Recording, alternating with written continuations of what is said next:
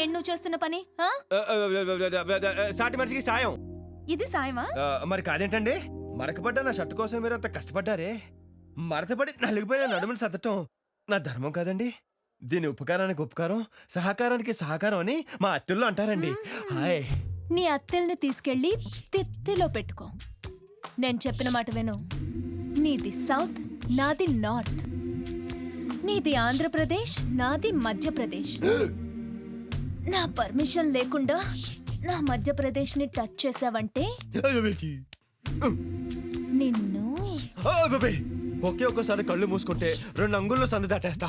ఏయ్, ఇంత భయపడేవాడివి నన్ను లవ్ ఎలా చేస్తావురా? అంటే నీకు నా మీద అదా?